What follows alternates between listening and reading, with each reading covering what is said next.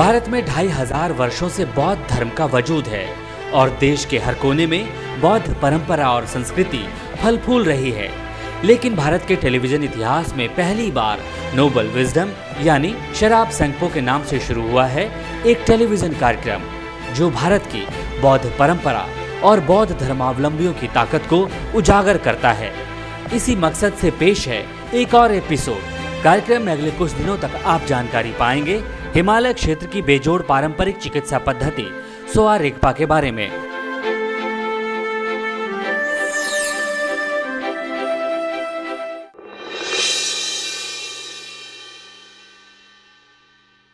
The symptoms, if you talk about symptoms, the general symptoms, there is general symptoms like the one of the main general symptom is the irregular bowel movement.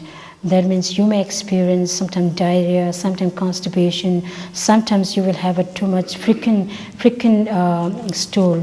Sometimes you have lost your regular stool and there is no stool for a few days. So this irregular bowel movement is also one of the symptoms of indigestion.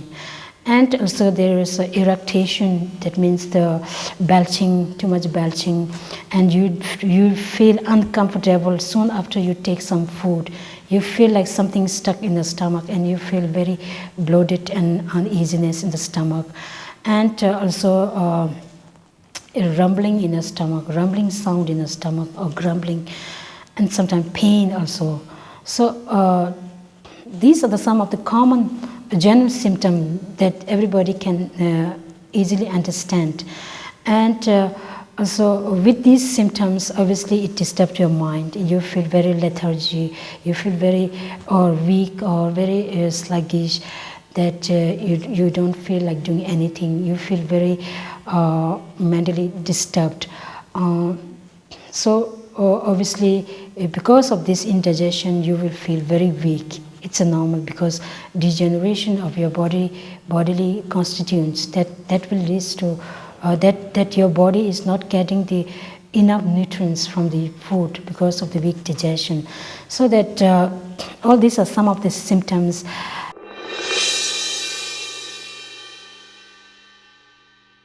And treatment can be varied according to the conditions of the indigestion. So that some of the indigestion, primary onset of indigestion, those who have a problem, initial problem, can be solved by the taking care of the diet and behavior. In our healing system, it is clearly mentioned that this diet and behavior, which is the two principal conditional factors of all the disorders, so including indigestion. So if you know how to take the diet properly, if you know how to take care of the behavior according to your body, according to the seasonal, then you obviously many of the disorders will be solved, or you can get you can be restrained from getting many diseases, so including indigestion. So that primary onset of when you have a indigestion problems from the very beginning, you should know which food is not suitable for you. You just take less. And the main thing we always recommend is to take hot water. And if you have a weak digestion, this hot water is the primary remedy against the digestive heat.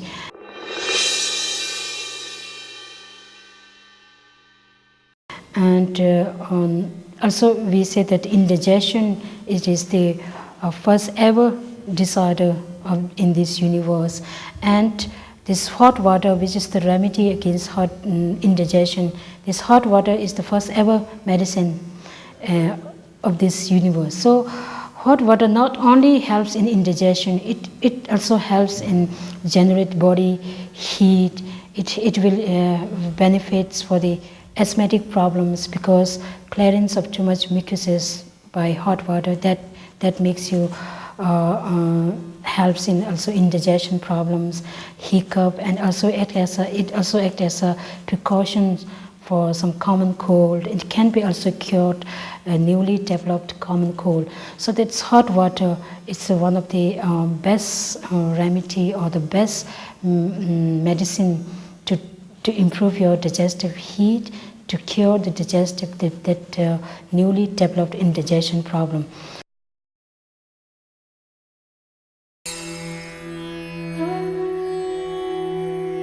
कैसे दूर हो आपके जीवन की मुश्किलें, कैसे सवरे आपका career, कैसे सफल हो आपका हर काम, क्या कहते हैं आपकी किस्मत के सितारे, जानिए सटीक होने वाली बौद्ध भविष्यवाणियां।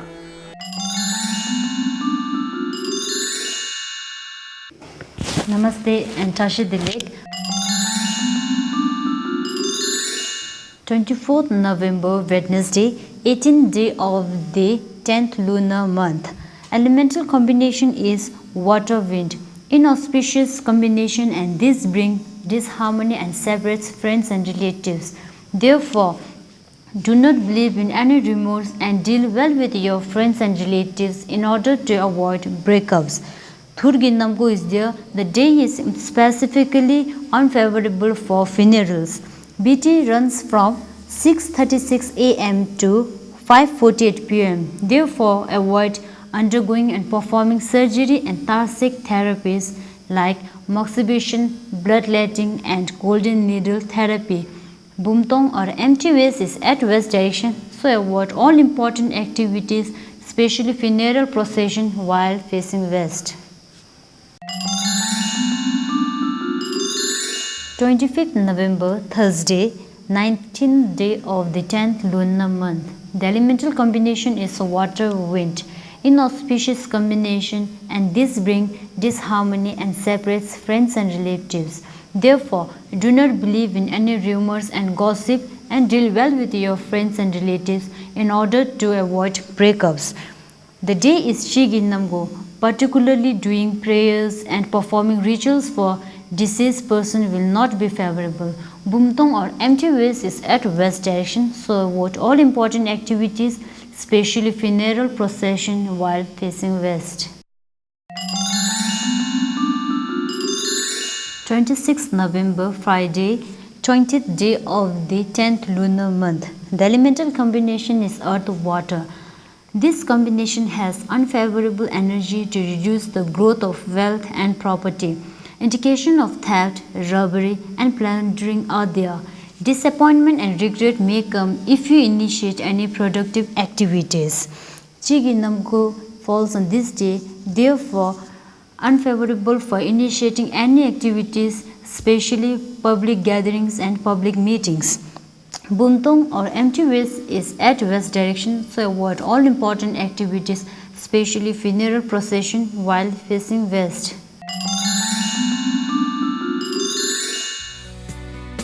7 से 10 नवंबर 2010 को दिल्ली स्थित इंडिया हैबिटेट सेंटर में बुद्ध के 4 मूल उद्देश्य विषय पर प्रवचन का आयोजन किया गया। इस कार्यक्रम में आदरणीय गेशी लाकदोर ने अपने परिचय भाषण के दौरान बताया कि इस विश्व में घटित होने वाली सभी घटनाओं के पीछे सटीक कारण एवं परिस्थितियां होती है तथा बगैर किसी कारण एवं परिस्थितियों के कुछ घटित होना संभव नहीं। नश्वरता को समझने का मार्ग इस जीवन में और जीवन के बाद भी खुशियों का मार्गदर्शन करता है। आदरणीय गेशी लाकदोर ने आधुनिक प्रयागिकों एवं महलों व राजमहलों के निर्माण आदि में मग्न होने की जगह दया, प्रेम, शांति जैसे मानव मूल्यों के विकास पर भी जोर दिया। उन्होंने श्रोताओं एवं बौद्ध अनुयायियों से कहा कि जब तक हम अपने वास्तविक जीवन में बौद्ध की शिक्षाओं का पालन एवं अनुसरण नहीं करेंगे, कोई परिणाम नहीं निकलेगा। करुणा, प्रेम और दया जैसे मूल्य भावनाओं को बढ़ावा देते हुए ये 4 दिन का बौद्ध प्रवचन बड़ा ही दिलचस्प रहा। तो आइए हम आपको इस शेरब संगपो सोसाइटी के कार्यक्रम में आदरणीय गेशी लाकदोर के 4 दिन बौद्ध प्रवचन में ले चलते हैं। I think that many of you here, I see a lot of familiar faces who have been coming to these annual teachings by Geshe Laktola, but for those of you who are here for the first time, just a very brief introduction. Geshe Laktola is a very popular Dharma teacher, and he has been the official translator and interpreter and religious assistant to His Holiness the Dalai Lama for many, many years, and currently serves as the director of the Tibetan Library and Archives in Dharamsala. He has master's degrees in English from Punjab University in Chandigarh. He studied Buddhist philosophy at the Institute of Buddhist Dialectics, where he received his, it's called the Perfection of Wisdom degree, and in 1989 his Master of Madhyamika, the Middle Way Philosophy, with distinction in both, and a MPhil, a Master of Philosophy from the University of Delhi, and with a sort of a special arrangement with Delhi University, we now have Tibetan monks who are also teaching regularly as visiting professors at Delhi University. And he has received the Geisha degree, the Doctor of Divinity, the highest degree of learning in Tibetan Buddhism, from the Drepung Monastic University in South India. He has translated and written and co-produced several books by His Holiness, and there are these 3 books which I would very, very strongly recommend, easily and widely available in Delhi, and certainly through Paljor Publications, including The Way to Freedom, The Joy of Living and Dying in Peace, and Awakening the Mind and Lightening the Heart, and the definitive guide to meditation by His Holiness the Dalai Lama himself, called The Stages of Meditation. He's a member of the advisory board of the Institute of Tibetan Classics in Montreal, Canada, and professor at the University of British Columbia.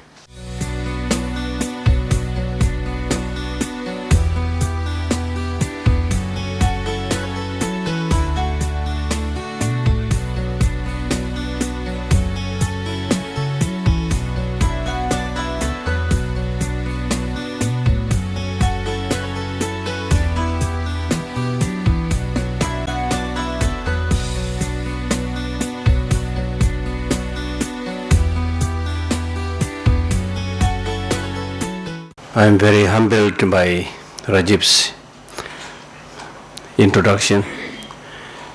So at the outset I must make it clear that I am not somebody who is highly realized or who has many special qualities, but somebody who is deeply committed to Buddha's teaching, and who sees that if we sincerely follow the Buddha's teaching and practice it, then our life will be different. Not talking about many lives to come or future lives, even in this life, or perhaps even from tomorrow onwards, you can see some benefit. So that is my trust. And with that trust and with that conviction, I don't hesitate to sit in front of many people. Well, I have nothing special to say, but with that trust and conviction, I try to encourage other people. All the people like you who are sitting and supposed to be listening to me may have more knowledge than me, may have more realization than me. But now for a long time I have been seeing that much of our suffering today in the personal life or in the society is not so much because of lack of knowledge. This is my feeling. Well, I'm not saying that you do not need knowledge. You need a lot of knowledge. You need a lot of information. But we are suffering not so much because of lack of knowledge.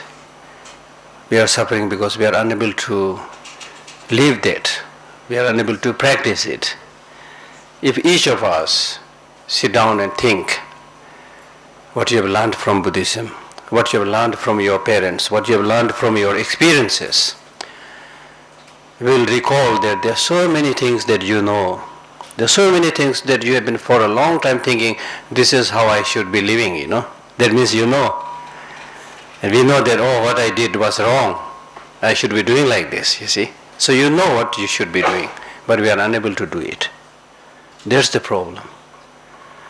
So Dharma, listening to Dharma should not be like talking about various delicious dishes and not eating them. We can talk about 100,000 different kinds of, tasty dishes, but unless we practice, unless we test, we'll not be able to get the benefit from those explanations. So Dharma is also like this. Dharma is spiritual food. Just like for the body we need food, similarly for the mind we need food. And the food for the mind is spirituality. Religion is one form of spirituality. But these days I try to speak more about spirituality than religion. Because spirituality is something that all human beings, irrespective of whether one is a believer or not believer, or even like those who are anti-religion, they also need spirituality. So spirituality basically means those positive ways of life and thinking which we are in great need, without which we cannot survive and without which we cannot live harmoniously.